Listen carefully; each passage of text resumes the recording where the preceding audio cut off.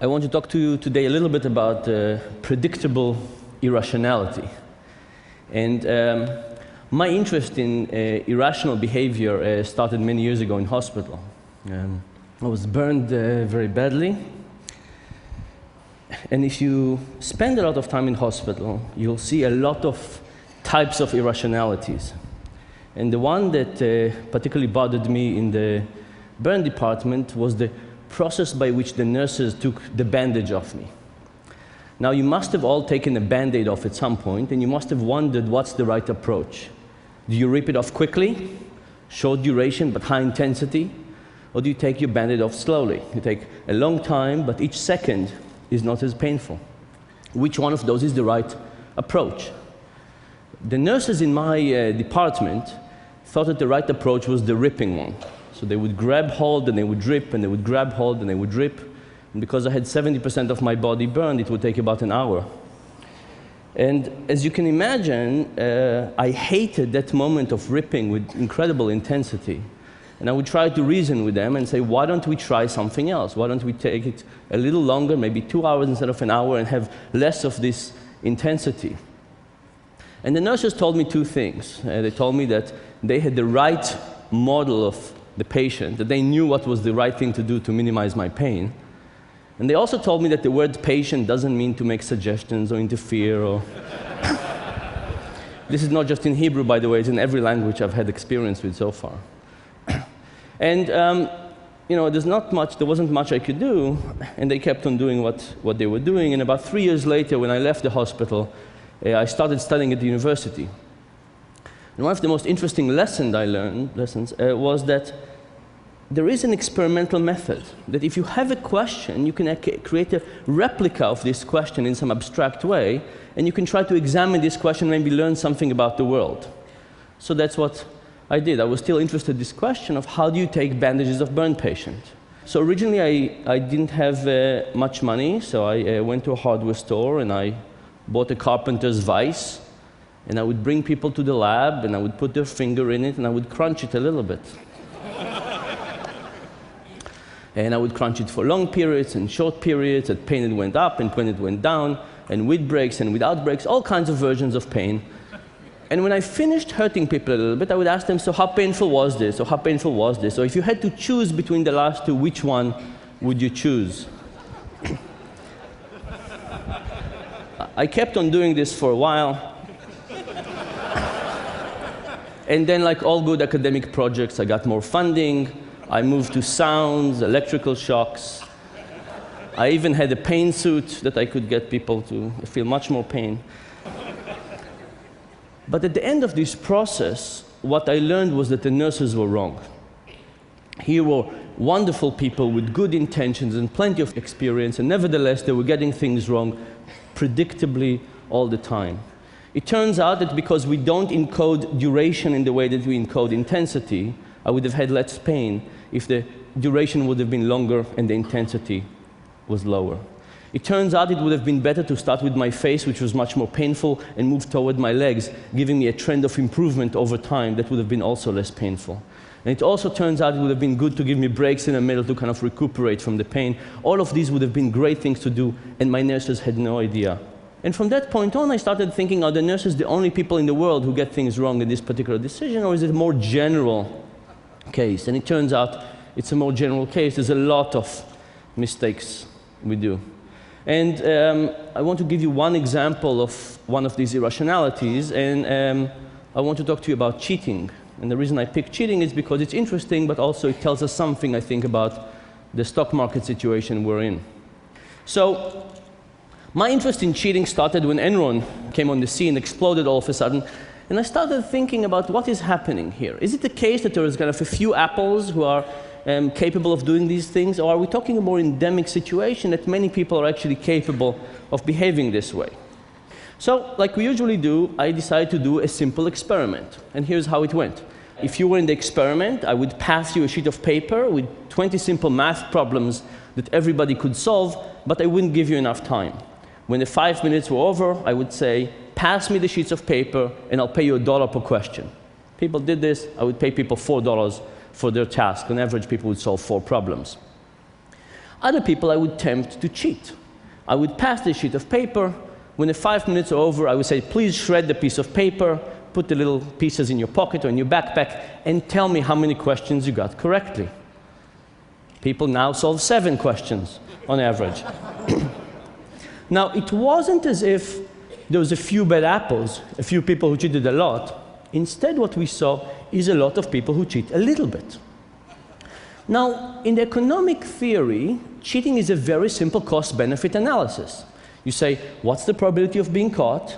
How much do I stand to gain from cheating? And how much punishment would I get if I get caught? And you weigh these options out, you do the simple cost-benefit analysis, and you decide whether it's worthwhile to commit the crime or not. So we tried to test this. For some people, we varied how much money they could get away with, how much money they could steal.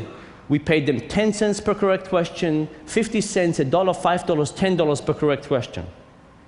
You would expect that as the amount of money on the table increases, people would cheat more, but in fact it wasn't the case.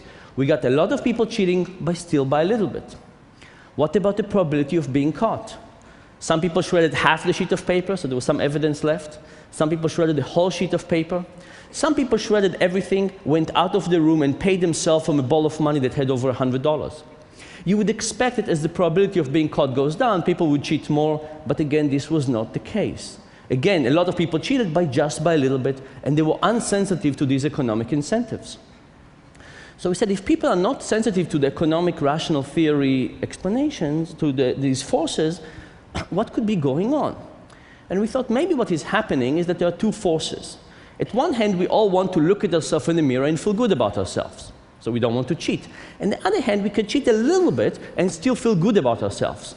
So maybe what is happening is that there's a level of cheating we can't go over, but we can still benefit from cheating at a low degree as long as it doesn't change our impressions about ourselves. We call this like a personal fudge factor. Now, how would you test a personal fudge factor? Initially, we said, what can we do to shrink the fudge factor? So we got people to the lab, and we said, we have 2 tasks for you today. First, we asked half the people to recall either 10 books they read in high school or to recall the 10 commandments. And then we tempted them with cheating.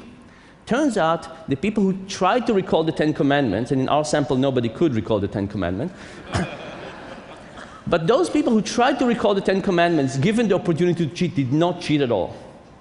It wasn't that the more religious people, the people who remembered more of the commandment, cheated less, and the less religious people, the people who couldn't remember almost any commandment, cheated more.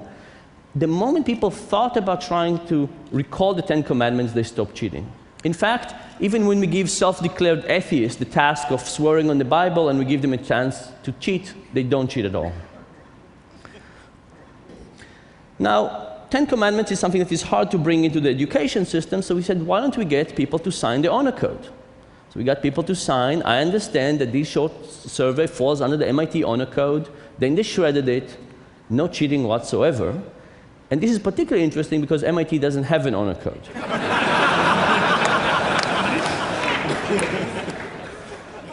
So all this was about decreasing the fudge factor. What about increasing the fudge factor? The first experiment, I walked around MIT and I distributed 6 packs of Cokes in their refrigerators. These were common refrigerators for the undergrads. And I came back to measure what we technically call the half-lifetime of Coke. How long does it last in the refrigerators? And you can expect it doesn't last very long. People take it. In contrast, I took a plate with 6 $1 bills and I left those plates in the same refrigerators. No bill was ever disappeared. Now, this is not a good social science experiment. So to do it better, I did the same experiment as I described to you before. A third of the people, we passed the sheet, they gave it back to us. A third of the people, we passed it, they shredded it, they came to us and said, Mr. Experimenter, I solved X problems, give me X dollars. A third of the people, when they finished shredding the piece of paper, they came to us and said, Mr. Experimenter, I solved X problems, give me X tokens. We did not pay them with dollars, we paid them with something else. And then they took this something else, they walked 12 feet to the side and exchanged it for dollars. Think about the following intuition. How bad would you feel about taking a pencil from work home compared to how bad would you feel about taking 10 cents from a petty cash box? These things feel very differently. Would being a step removed from cash for a few seconds by being paid by a token make a difference? Our subjects double their cheating. I'll tell you what I think about this in the stock market in a minute. But this did not solve the big problem I had with Enron yet, because in Enron there's also a social element. People see each other behaving. In fact, every day when we open the news, we see examples of people cheating. What does this causes us? So we did another experiment. We got a big group of students to be in the experiment, and we prepaid them. So everybody got an envelope with all the money for the experiment, and we told them that at the end, we asked them to pay us back the money they didn't make. Okay? The same thing happens when we give people the opportunity to cheat. They cheat just by a little bit, all the same. But in this experiment, we also hired an acting student. This acting student stood up after 30 seconds and said, I solved everything. What do I do now? And the experimenter said, if you finished everything, go home. That's it. The task is finished. So now we had a student, an acting student, that was a part of the group. Nobody knew it was an actor. And they clearly cheated in a very, very serious way. What would happen to the other people in the group? Will they cheat more or will they cheat less? Here is what happens. It turns out it depends on what kind of sweatshirt they're wearing. Here's the thing. We ran this at Carnegie Mellon in Pittsburgh. And at Pittsburgh, there are two big universities, Carnegie Mellon and University of Pittsburgh. All of the subjects sitting in the experiment were Carnegie Mellon students. When the actor was getting up, was a Carnegie Mellon student.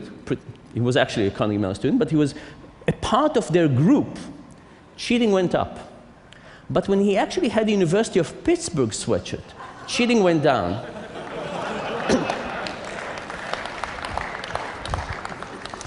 Now, this is important because remember, when the moment the student stood up, it made it clear to everybody that they could get away with cheating. Because the experimenter said, you finished everything, go home, and they worked with the money. So it wasn't so much about the probability of being caught again, it was about the norms for cheating. If somebody from our in-group cheats, and we see them cheating, we feel it's more appropriate as a group to behave this way. But if it's somebody from another group, these terrible people, I mean, not terrible in this, but somebody we don't want to associate ourselves with, from another university, another group, all of a sudden people's awareness of honesty goes up, a little bit like the Ten Commandments experiment, and people cheat even less. So what have we learned from this about cheating? We've learned that a lot of people can cheat. They cheat just by a little bit. When we remind people about their morality, they cheat less. When we get bigger distance from cheating, from the object of money, for example, people cheat more. And when we see things of cheating around us, particularly if it's a part of our in-group, cheating goes up. Now, if we think about this in terms of the stock market, think about what happens. What happens in a situation when you create something where you pay people a lot of money to see reality in a slightly distorted way? Would they not be able to see it this way? Of course they would. What happens when you do other things, like you remove things from money? You call them stock or stock option, derivatives, mortgage-backed securities. Could it be that with those more distant things, it's not a token for 1 second, it's something that is many steps removed from money for much longer time? Could it be that people would cheat even more? And what happened to the social environment when people see other people behave around them? I think all of those forces worked in a very bad way in the stock market. More generally, I want to tell you something about behavioral economics. We have many intuitions in our life, and the point is that many of these intuitions are wrong. The question is, are we going to test those intuitions? We can think about how we're going to test this intuition in our private life, in our business life, and most particularly when it goes to policy, when we think about things like No Child Left Behind, when you create new stock markets, when you create other policies, taxation, healthcare, and so on. And the difficulty of testing our intuition was the big lesson I learned when I went back to the nurses to talk to them. So I went back to talk to them and tell them what I found out about removing bandages. And I learned two interesting things. One was that my favorite nurse, Etty, told me that I did not take her pain into consideration. She said, of course, it was very painful for you, but think about me as a nurse. Removing the bandages of somebody I liked and had to do it repeatedly over a long period of time, creating so much torture, was not something that was good for me too. And she said maybe part of the reason was that it was difficult for her. But it was actually more interesting than that, because she said, I did not think that your intuition was right. I thought my intuition was correct. So if you think about all of your intuitions, think about it's very hard to believe that your intuition is wrong. And she said, given the fact that I thought my intuition was right, she thought her intuition was right, it was very difficult for her to accept doing a difficult experiment to try and check whether she was wrong. But the fact, this is the situation we're all in all the time. We have very strong intuitions about all kinds of things. Our own ability, how the economy works, how we should pay school teachers. But unless we start testing those intuitions, we're not going to do better. And just think about how better my life would have been if these nurses would have been willing to check their intuition, and how everything would have been better. We would just start doing more systematic experimentation of our intuitions. Thank you very much.